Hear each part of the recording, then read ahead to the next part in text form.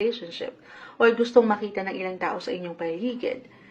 Maaring ito reversal guys, meron gustong makipag-reconcile kayo mismo or isang tao. Meron gustong bumalik. Gustong mapaangat pa yung purpose. Pero ano man ang katayuan ng relasyon ngayon, Sagittarius, may dahilan yan. Okay? Kung nasan ka ngayon.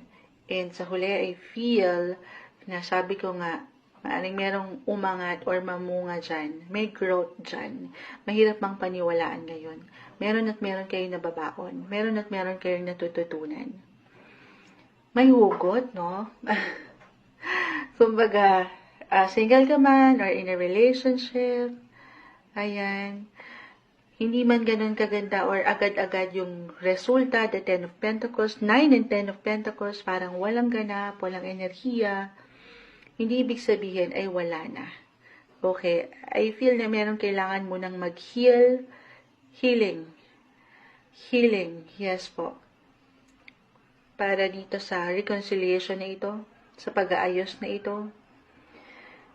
At iba-iba tayo ng paraan dyan, guys. Iba-iba tayo ng proseso pagdating sa pagpapahilom ng ilang sugat ng puso. So, kung kailangan munang magpahinga, mag-recharge, magnilay-nilay sa inyong buhay relasyon, gawin yun. Huwag kayo mainip, huwag kayo magmadali.